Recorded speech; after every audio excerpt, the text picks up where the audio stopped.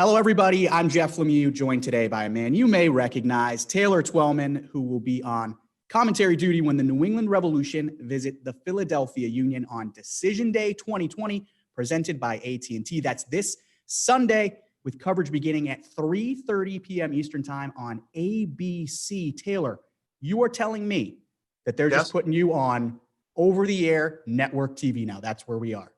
Yeah, this is 2020.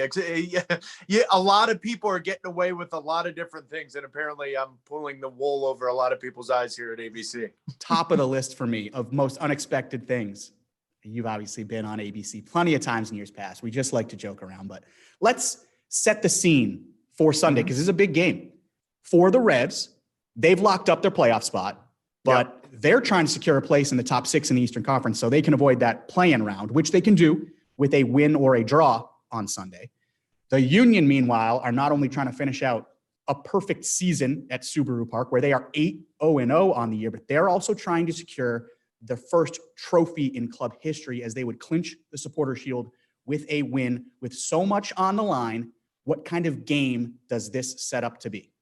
Well, you just set it up. I mean, Jeff, in all seriousness, when the games last Sunday were done, there was an internal discussion with all of us of where do we want to go? And obviously, naturally, you're going to look at it and say, well, where are the stars? Where's the jeopardy? Where's the animosity? And so you look at Atlanta, at Columbus, and everybody was like, oh, whatever. And I said, no.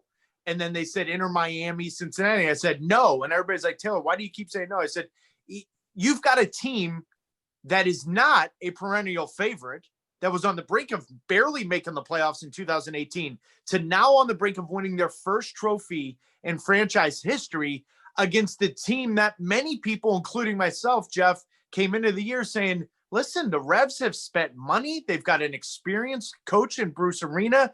They're going to have a say in the playoffs. This is easily, unequivocally, the most important game in Major League Soccer this weekend. That's why ABC is going to be there, and I look forward to it. Now, I think the first 15, 20 minutes is going to have a huge say in this game. If Philadelphia scores a goal in the first 15, 20 minutes, you may see the kind of game that we saw they play against Toronto, where they completely got all over them, killed them over 5-0. If you don't, the anxiety is going to build. This is now the 4th time Philadelphia Union have an opportunity in a one-off game to win a trophy. They've lost 3 U.S. Open Cup finals. I was there for all 3 of those. So the anxiety and the pressure, as you set it up, that's on Philadelphia. It's not really on New England's side, because they know they can get 1 point. They secure themselves of avoiding that early playoff game. But from a Revs perspective, Jeff, I still am a little questioning why this team hasn't got it going. And I understand injuries is part of it, but my word, when you watch them and when you talk to the opposing coaches, they all say, listen, this is a good team, yet, or but. There's always a conjunction. I think Carlos Gil coming back is an interesting one, but there's going to be a lot to be said. I look forward to this one. This is going to be one of the best games of 2020 in this whatever kind of season you want to call it. Well, let's expand upon that a little bit, because you bring up Carlos Gil, and the Revs are getting healthy heading into the postseason. And this is when you want your team as healthy as possible. Carlos Gil returned from surgery earlier than expected, so that's a little bit of a bonus for the Revs. Gustavo Bo had missed 5 of the previous 6 games before he came back from a hamstring injury against DC United, and he looked dangerous in the second half of that game. But with those 2 back in the mix, in addition to Adam Buksa finding his form within the past month or so, you talk about the chances the Revs have in the playoffs, the chances that this team has to put something together in the postseason. How dangerous can this Revs team be, not just on Sunday, but heading into the postseason with all the pieces together? I mean, Jeff, if they're fully healthy, they're one of the more dynamic teams this league has seen. Now, I'd also argue they're one of the more dynamic teams the Revolution have ever had.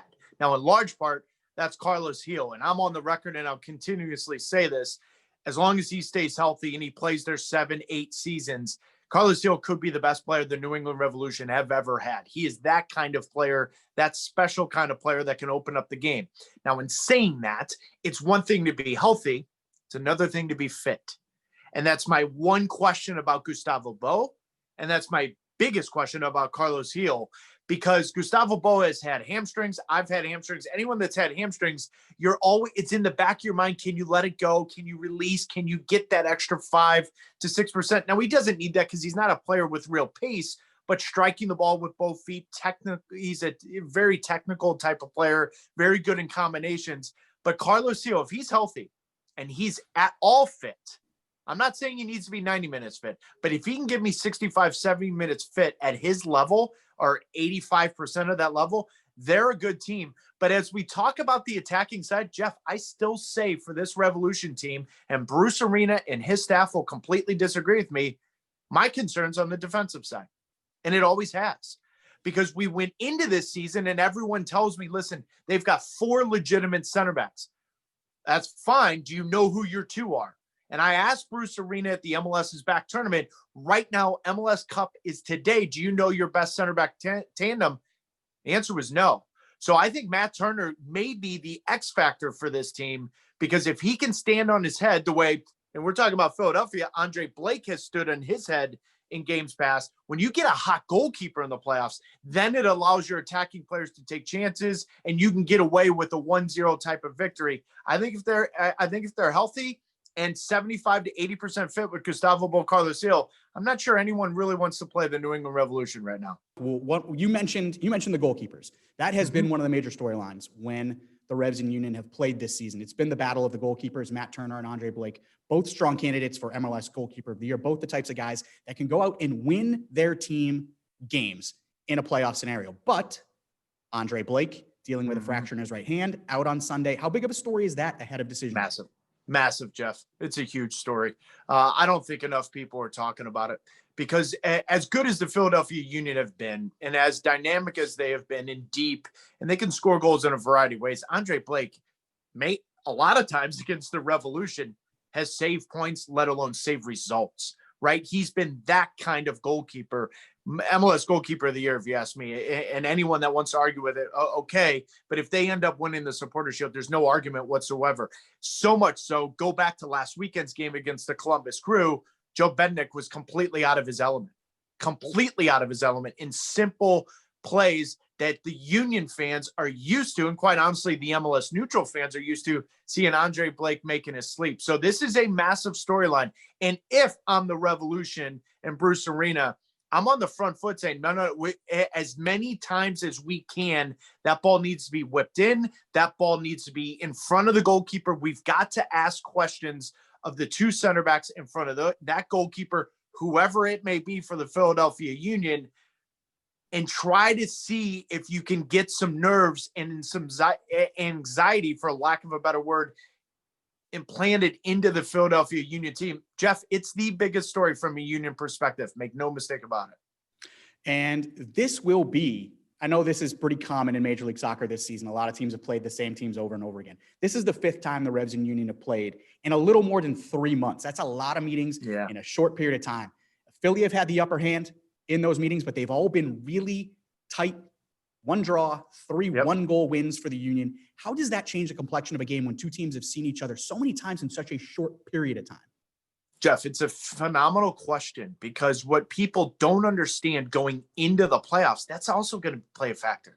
It's very difficult to beat a team or get a result 5 times.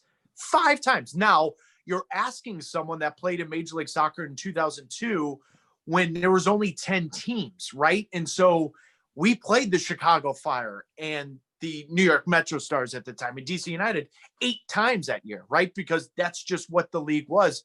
You're going to have ebbs and flows. You're going to have different scenarios pop its head up. But I think this is where the Revolution are looking at it saying, go ahead. You've beat us 3 times by 1 goal, and all 3 times Andre Blake has had to make 2 or 3 ridiculous saves to get that. I just think that's difficult for Philadelphia. That's why I go back to my initial comment. First 15, 20 minutes is so important for the Philadelphia Union, because if they do not get a goal, or even if the Revolution score a goal, and especially if it's off a mishap in the back third, you're just building the drama for the Union, and that's going to be heavy legs, heavy shoulders, heavy brains. All the pressure in the world's on the Philadelphia Union. Bruce Arena knows that through his experience. But 5 games is a lot of games, my man. And 5 times for a team to get a result against you, That's where you're going into the MLS archives of saying, well, the last time this happened was 2002 when there was only 10 teams. Jim Curtin understands that because he understands what that league was back then. I think he knows his back's against the wall a little bit and try and win in this trophy in front of that home crowd if there is one. Yeah, that's the interesting part of that dynamic is it's easy to look at those previous 4 meetings and say, well, Philly 3 wins and a draw clearly advantage Union heading into this game. But the flip side of that, and a lot of this opinion comes from people like you who played in the league when you had to play the same team over and over again, saying, you know what, there's a flip side to that argument that it really is difficult if you've beaten the team 3 times out of 4 to go out and play them a 5th time and do it again. So it's not and simple. Jeff, to your point, it's like, what's Bruce Arena and his staff going to do? They know the little tweaks, right? So they may throw just a little wrinkle that can throw the whole thing off for the Union because they're like, well, wait a minute. We've played this team 4 times. This is how they played in those 4 games. And now just a little wrinkle personnel-wise, tactics-wise, whatever that might be. Now, all of a sudden, Bruce Arena can put the onus on Jim Curtin to say, well, now you switch it. And I remember that even back when you played the Houston Dynamo and the LA Galaxy and MLS Cups, because we started thinking, well, wait a minute, this is how you guys played against us 3 times on the regular. So it's a subtlety that doesn't happen a lot, but it's happening in 2020. I'm going to talk a little bit about that Sunday on ABC because I don't think enough people are talking about that. All right, last question. We know what's riding on this game. We've talked about what Philly has riding on this game, trying to win their first trophy, winning the Supporter Shield. We know what the Revs have on the line, trying to finish in 6th place and avoid that playing around. What's the key for New England on Sunday? How do they go into Subaru Park and break Philly hearts? I think just naturally make it difficult for Philadelphia to find any rhythm. And when you play against the Philadelphia Union, they love playing that diamond in the midfield. And they think, and more often than not, you're going against 3 in the midfield of the opposition with the way most teams line up in a 4-2-3, 1-4-3-3, whatever it may be. But that tactical mindset of the Union, if you play quick and you play it wide, guess what happens? The diamond has to move. And every single time I've played against a diamond in the midfield, when you go wide, you find some space. That's what the Columbus Crew did against the Union last weekend. And then it's testing whoever's in goal for the Philadelphia Union from the opening whistle. Jeff, you've known me for a long time. I'm shooting from 30 yards immediately when the open, and it's got to be on goal. It doesn't need to hit the back of the net, but I'm going to make sure that goalkeeper knows I'm coming for you because I don't believe you've got the capabilities of handling this. That is exactly what Bruce Arena is going to be all over his team. So don't be shocked. Gustavo Bo, there's a 25, 26-yard shot. He says, you know what? Screw it. I'm going to hit it. I'm going to hit it now. And then all of a sudden the goalkeeper's got to be tested. I think the fullbacks are going to have a huge say in this. If they get wide whip crosses in, I think this could be a real difficult time for the Philadelphia Union at home.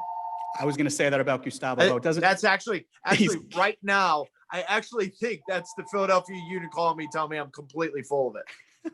I was gonna say Gustavo Bo, though. It doesn't matter who is in goal. If Gustavo Bo finds a half yard of space, 30 yards from goal, he is shooting. So that might set up well.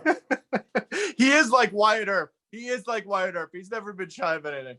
Absolutely not. Well, Taylor, we could do this all day, but I know you're a very busy and important man, have very busy and important things to do. So yeah, like play golf this afternoon. Exactly. I didn't want to tell people. I know that you know it's important. What? But. Of course you can. You can tell I've literally got my putter. I've got no pants on right now. Otherwise I'd show you. Sorry. Well, why would you wear pants on Zoom? We've been over this before. Nothing. I just did this interview naked. Always a pleasure. At least that's always what I say, just as a platitude. That's how you end interviews. We will look forward to hearing you on the call on Sunday, 3:30 Eastern time on ABC. Taylor, thanks again. Catch the Revs Decision Day matchup with Philly on national TV on ABC 3:30 on Sunday.